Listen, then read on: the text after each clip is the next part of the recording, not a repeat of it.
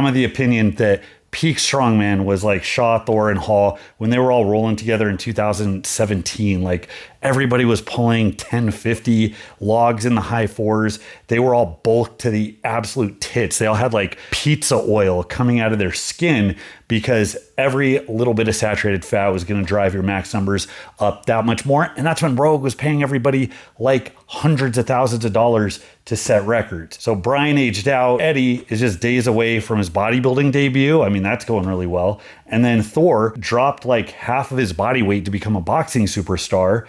And more importantly, I mean, he extended his lifespan like 20 years. Like, I think that was a really mature move on his part, is to prioritize his health and his family and make sure he lives longer. You know, and to do that, he had to permanently step away from the sport. Holy shit. Sweet fucking hamburger milkshake. That is a quick bulk up. I mean, that's like the Colorado experiment on steroids. That's probably the most redundant thing I've ever said. Coming into the show, I expected to see Thor at like half power, like half Thor. But this looks like the Thor that pulled 501 back in the day to legitimately beat Eddie Hall's record fair and square.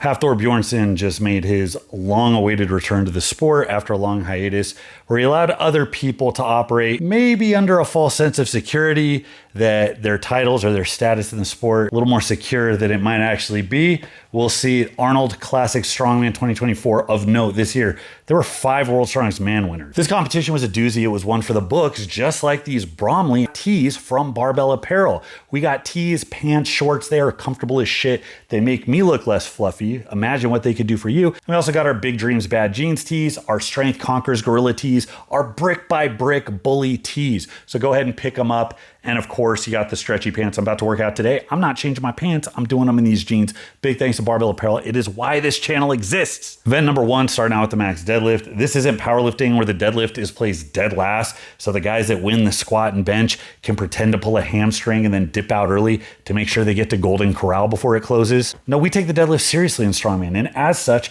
we put it first in the show. Before you do the clean and presses, before you do the carries. Strongman is a sport where you either get a bulletproof back or you break it in half trying. So we got Mateus, who I and a lot of people have been rooting for forever, but his deadlift is actually getting worse. He would be like one of the dominant figures if he could pull his way out of a paper bag. And it's not his leverages, it's not his height. Don't give me that. All the best pullers were like 6'8". This guy's a mutant and he could pull 950 if he wanted to. But I'm finding it hard to root for him despite his cold Eastern European demeanor that I really like, by the way, because I think Mateus has a case of the Robert Oberst where he just doesn't train events that he's not good at. And that's too bad because that's keeping him from being a true contender. And then you got Martins I'm a little biased towards because he came out of the crew with Ode Haugen in California, and I've been there and I know a lot of the people. Martins has judged me before at events and he's so grossly nice. I want to hate him. But Martins is the guy that just comes off as positive. Like, it's not a bit. It's like, that's his vibe. And as much as the cold, dead cynic in me wants to root against him, I can't help but rooting for him. And here he is with his 28-second deadlift setup. And I can't quite figure out if this is the cerebralness that everybody talks about. I hate that word in the sport because usually it's people just being picky or taking themselves too seriously. Martins is very technical. He's very deliberate, but I'm not quite sure that he's best suited standing on his tippy toes in a sissy squat for like a full 45 seconds before a max pull. But he lifts what he lifts, so I'll leave it to the man. And they got Thor showing up, showing everybody who daddy is. Like, he didn't need this 1,000-pound pull. He just had to beat Bobby Thompson's 961, and he pulled it anyways to send a message that he's back. And it moved easier than like everybody else's third attempt. Thor's a guy as a character that I see as a heel. He's a guy that I like when he's ruffling the feathers of the guys on top. Like, I want to see him come back and like shift everybody around and knock them down a peg. I feel like a lot of the guys, they're not living in Strongman where it was like 5-6 years ago. So I'm hoping Thor can come back and do that. But if Thor was a guy that was on his like 6th win, I would probably have like I Hate Thor shirts. So then you got event 2, the frame carry. Really interesting to see in person, really fucking boring to watch online. I fast forwarded through a lot of this, but these short little 8-second races, they either finish it in 8 seconds or they drop it within 10 feet and then can't pick it back up. That's the event. And it goes to show that you don't need a world-class grip to be great at Strongman. If you can press and deadlift a shit ton and you can move and pick things up, you're golden. It's rare that you get something to tax it to this degree because there's amateur heavyweights that can roll with this 880 frame. It's just not necessary. Really, you just need to be able to clean an axle and do a farmer's walk race. And you don't need world-class grip strength for that. And another reason is that, as is customary with these short, heavy shows like the Arnold, everybody bloats in and jacks their oral doses up, and it turns their hands into like bloated, greasy sausage patties. It's like everybody has McGriddles for palms. So here you got Hooper, then you got Thor, and then you got Mateus in third. And that's like a race of like the tall, fast guys. And they're all a second apart. Event number 3, the Dinnie stone carry. Now this is a fucking awful event. I've done something like this with smaller replicas. It was like a 310 and a 340. So the fact that it's offset, the fact you're in this weird staggered stance and it's knocking you around, it feels like you're working with a slosh pipe the size of a school bus. I mean, you stumble around like Eddie Hall after a half Thor haymaker. I mean, the grip is rough here because the little rings, it sucks. So you either need a strong grip or you hook grip. Hook grip is very viable. I did it with my shitty grip, but it feels like your little piggies are getting a potato peeler taken to them. So you got Thor edging out second place at Singleton. Then you got Mitch bobbling away with the win, and a look at the crowd because he knows he has it here. But it's hard to look intimidating. Like, it's hard to take him seriously when this event has you looking like a Parkinson's patient carrying in the groceries. Then we got event number 4. I got really fucking excited when I saw this because I saw Big Z just run a train on the Apollon's wheels some 15 years ago when he had the record. It was like 8 reps in a minute, but that was with like a 360 something. So the fact that they took it back, they said, fuck your biceps. We're putting the wheels back in. We don't care how many reattachment surgeries we have to fund to get the sport going again. We're doing a 400-pound fucking Apollon's wheels. I got so excited because this is an electric event to watch live because there's a hard dividing line. You see people struggle, they strain, they break, and it's not one and done. You'll see them stand out there embarrassed for a minute while they can't get the fucker to their shoulders. And then when somebody comes out and absolutely destroys it like Z did, it gets people on their feet. And it's not like the fake, like I'm obligated to cheer. I mean, the crowd roars, and that's a dense expo hall. I absolutely love this event, even though generally I fucking hate the axle as a rule. I give it a pass here just because it makes me nostalgic for really electric performances. So seeing that nobody lost their bicep here, either technique has evolved or people aren't running Tren and Winstrol as part of their preps anymore. Maybe a little column A, maybe a little column B. So you got the drama, the excitement, you got big pressers like Novikov, Martins, Thompson, all struggling with this thing. The efficient clean is the only thing that matters. The axle does not give a shit what you press if you can't get it to your shoulders. Then you got Stoltman and Matus, who are dominant pressers.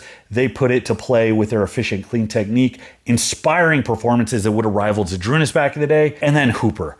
God damn it. Just where like the cynic in me like wants to root against Hooper, I couldn't help but cheer. This was a bananas performance. And this is, aside from anything else he's done, the event wins, I rate this higher than any single event win because this is objectively a performance that will stand for a very long time. So he does the jerk that we saw him drilling on social media. Is that you're doing, Zach Tellender? Looks like it. And then he finishes the 5th rep, a buzzer beater. He just gets it off the ground in time, just had to clear the ground, gets it to his shoulder.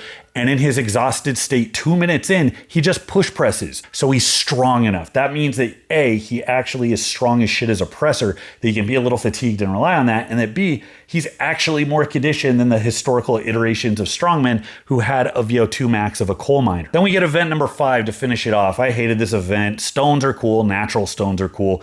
I hate mixed medleys. Do a press, do a deadlift, do a load, do a jog in place, do some jumping jacks, then go arm wrestle somebody in the crowd. It's like, what the fuck are you even testing here? I don't know how to interpret this event. It's like if you had the SATs make everybody get the right answer on the math component before they were allowed to do the English component. Stones is not a theme for an event. Like there has to be a similar skill set being tested here, especially if you're going to make them do it in order. To see Lisis and Thor here struggle with a 300-pound stone is kind of bizarre because, I mean, I know middleweights, I could press a 300-pound natural stone in my heyday when I was kind of a puffy 280 little Kirby, like midget-armed having pressing machine. But of course, I was a one-trick pony. I wasn't with these guys. But I have to believe that like at this point, Thor just knew he was out of the first place spot. And that fucks with your head when you're like, I'm going to break myself to do a mediocre performance. I'm not even going to win this event. and I might even pull something in the process, and I didn't win. Now, of course, it's the difference of tens of thousands of dollars in prize money, but at that point, he's doing well financially. In your head, it's like, why am I going to risk anything, exhaust myself? It's first place or nothing. I have to believe that was in his mind. And the disorientation you get when that shit is on your chest and you're looking up. Logs are bad, axles are good because you can look straight ahead, but especially with the high ceilings of bright lights on that stage, which flexes, which a lot of people don't know, the shit crushes your chest and it makes you look almost behind yourself.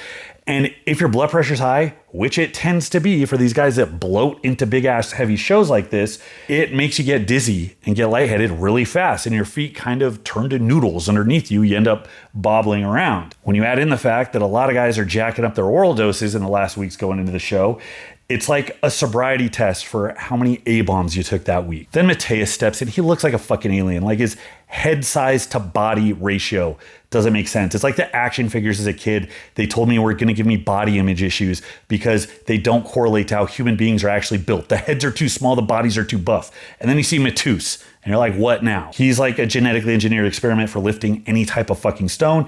And of course, he shoulders this thing. He knew this was going to be his bread and butter. It was going to end on a high note. He can do this stone to shoulder event concussed right after rolling an ATV. Then you got Hooper. Hoops, he presses the first one. All right, after this, he probably has it in the bag. Given all the guys that struggled, he loads the second one. He's golden. He knows it. He has it. Okay, so he's going to come up. He's either going to lift this or he's not. It's going to be a non-event because he won the show. No, dude, Hooper, what are you doing? No, don't do that. Hooper, you won. All right, you're going to pull up Schwarzenegger. Like, you better show us something. Are you going to beat Mateus? No, okay, you're going to stand there. Okay. This is one of the cringiest things I've seen in a long time. Allow me to tee off for a second. This is going to be another Bromley blood boiler because this calls back to some other shit in the sport that I experienced for a long time that drives me fucking nuts. And it's reflected in both the pro division, but also the amateur division. And in Strongman, there's like 1 billion times more amateurs than there are actual pros. Like 20 guys that you will routinely see on the circuit. Everybody else is in it for funsies. Now, showboating is very much part of sport, especially in Strongman, which is definitionally a spectacle. Somebody informed me definitionally isn't actually a word, and now it's my favorite word. I'm gonna say it all the fucking time because I think it fits and nobody knows any better. But the way Strongman engages with like the bottom rungs, the people they try to get into the sport to feed it, because everybody's like a televangelist. They're trying to preach the sport, grow the sport. Everybody's doing missions, knocking on doors. Have you heard the good word of Strongman? And the way they get people in is by stoking their self-esteem. It's a big one. It's like a big teamwork rally, like a big rah-rah positivity, make everybody feel good. Because if you enforce any standards by having weights that people can't do or divisions that have a barrier, or if you expect any certain type of conduct, it's gonna scare away the paying athletes like they're scared little deer, and you can't do that. So it ends up being very much a customer's always right type thing. Long story short, there's very much this like, hey, look at me thing that happens because it gets encouraged. It happens in all single player consumer sports. Powerlifters, I'm fucking looking at you. It gets really gross. And usually the community, the entire social aspect, it kind of comes together and reinforces and like protects it. Where team sports fans will like lose their shit and demand rule changes if somebody on the opposing team does the funky chicken after scoring a touchdown because it's unsportsmanlike. Strongman culture has a very rigid tradition of going out of their way to not only not enforce standards, but like make sure there are very few. There's a long list of ridiculous things that I can tell you about that would get you shouted down not that long ago if you suggested that maybe that not be okay. Like dropping a gallon of urine on the platform during an event. So the promoters, the crowd, the competitors, they encourage all kinds of ridiculous shit. They encourage you to be flamboyant, to showboat, to engage in like ridiculous performative nonsense acts of intensity, to be like a crowd pleaser, like everybody's a WWE character. Now, I'm not talking about like pros spicing it up like you would want for something at this level. I think there is a thread of showmanship that is vital to Strongman, and it is kind of a weird balance. There's not going to be a perfect proportion, but I'm talking specifically about the guy who's at his second show, like fighting out 10th place out of 11. It's the guy who, after like his third failed attempt with a stone that's like 80 pounds over his PR, starts circling around trying to pump the crowd up because he knows he's not going to get it, but there's 15 seconds left on the clock. So he's going to squeeze out the last bit of dopamine that he can by engaging with the crowd while he still has the spotlight on him. There's a lot of people step on the platform. They really think it is their Sweet 16, and like getting the crowd riled up is really the key that's going to unlock their success. But really, people just do it because they know they're probably not going to get it. It is very much a sign of desperation. I'm not kidding about that. There's like an 87% failure rate if you see somebody do that move. And Mitch is no exception. Now, to the parking lot warriors, the 37 people in the Denny's parking lot that you're trying to rile up, those are the friends and family of other competitors who were obligated to show up. These are not diehard fans of novice strongman events. They showed up because it's basically make a wish for failed athletes. And I say that as the athlete who failed at many of these events. It's a vital service, but when the kid dresses up to play Batman in San Francisco when he's only got 6 months left to live, people don't actually think he's Batman. So if everybody stands up and yells, Gary, it's not because they're actually pulling for you, it's because they're too polite not to oblige you. Now, criticizing is often shouted down as you being a hater, a party pooper who pees in Cheerios. Who the hell are you to tell little Jimmy, who paid his $75 entry fee, that he is not in fact a superstar? So the very vital backbone of sportsmanship deteriorates in the face of a sport where everybody pays to play. There is no team dynamic. You're up there with the spotlight on yourself. There's nobody to check you when you act dumb. And everybody knows that when they're about to bomb, they can squeeze out another little rush of attention by running around like a fool trying to get a forced reaction from the crowd. Now, one of the reasons I do think that this is associated with people missing is because A, I think there is some knowledge most people have they're about to bomb, and that's like their last attempt. Like, let's get the crowd really excited, make this a big moment, because if I get it, everybody's gonna go crazy. But B, more importantly, I think it's because it's like stupidly, massively distracting, and it doesn't hype you up more. If you have to rally the crowd on behalf of yourself, if you have to be your own hype man, if you don't have your own Flavor Flav, you have to exert energy that should be allocated to focusing on what it is the fuck you're doing. There's a part of your brain that is finely tuned to allocating resources, to coordinating those resources, to making sure you perform when you are in a very high stakes do or die situation. That part of your brain doesn't give a fuck what the crowd is doing, and that part of your brain is distracted if you run around and start engaging with them instead of focusing on the task at hand. And also, if that part of your brain did give a fuck about the crowd, it wouldn't give a fuck about forced reactions. Now, for Mitch, it's obviously the second one. He, I think, could have done this stone. I mean, given his physicality, but that shift in mindset to like stop what you're doing to go harass a worldwide legend, one of the most renowned figures in like all of popular culture, to get up off his chair, he's in his 70s, and go watch you while you do this. It's like, hey, I know Mateus just ragdolled this fucking thing, but watch me do it right now. I'm gonna show you something cool. This is gonna be a big deal. I mean, stopping to do that is like peeing on a firework before you light it. Now, I know Mitch knew that he had it at that point, but that makes it more egregious. Like if you're a Laker and your team's ahead 15 points in the playoffs, but with 5 seconds left, you got a free throw. Are you going to get Jack Nicholson up off of his seat to come watch you shoot the free throw? No, because that's fucking stupid. Now, this is kind of a pattern with Mitch, and I know he's had a meteoric rise. The attention on social media and everything else, he's growing, and he's going to continue growing, and that's a high. He's enjoying himself, as he should be, but he also did it during the Dinnie Stone. The thing is, if you constantly stop to nod to the crowd, if that's part of your programming, make sure that I'm also doing that little thing in the middle of the event where I'm, going meta and saying, hey, look at this. Isn't this really cool what I'm doing? It's going to catch up with you. And I really mean that. I mean, you got these heavy hitters, 5 World Strongest Man winners, including Mitch, in this field. But Thor and Martine's on his comeback. You got a bunch of up-and-comers that are more experienced, that have been grinding towards the top, guys you haven't heard of, who are going to be represented at Worlds very soon. Aside from the last couple of years, he's now at a state where in no event is he the runaway best deadlifter, runaway best presser, or is it guaranteed that he's going to be the best mover or loader? So there's a non-zero chance in this increasing competitive pool that this doesn't eventually cost him an event. So it's a call to be cautious. A rational person after doing something like this would be embarrassed that you wasted the time of one of the most iconic human beings in the history of mankind in his old age to come watch you lift and then miss it. But honestly, I just want him to think about how fast his rise to the top was, how relatively wrinkle-free it was. I mean, nobody comes in with a couple of years and has the run, the increase in size and strength that he's had. He should be thinking about how in the coming years, the margin for that kind of fuckery is not going to be so wide. Now, I can already hear the cries from the fragile fan base who doesn't like their guy being criticized at all. I would call these anti-sports fans because there really is no sport where we don't analyze into the ground what the top performers do, both on and off the field. Show me that sport, I'll show you a sport people don't actually give a fuck about. So with social media, they don't attract a lot of fans of sport as much as they attract kind of fanatics, is the way people are fanatics over celebrities. So just know I can analyze and criticize somebody and try to uphold standards without writing them off as a person. Mitch seems like a really nice guy. In fact, he seems like the syrupy, painfully nice guy that I labeled Martins as earlier. There's no doubt that he's a monster fucking talent. Some of the shit that he did here secured his spot as the top guy, at least in the near future. And there's no doubt that he's going to be here for a very long time. But it doesn't do anything for you, me, or anybody else to write another fluff piece about how the top strength athlete of the day has farts that don't smell. It doesn't spark any thought. It doesn't reinforce how we view sportsmanship. It doesn't make us or the sport any better. So I do kind of go out of my way to nitpick things and find where can we do better? Should we think about this or just give it another pass? Because in the age of the internet, that's all we do is give passes. That's all we do is react to things and move on. So I like discussing these points. I think this is much more interesting. And it's the stuff about sports and lifting and competition I care about exponentially more than, hey, did you actually get stronger?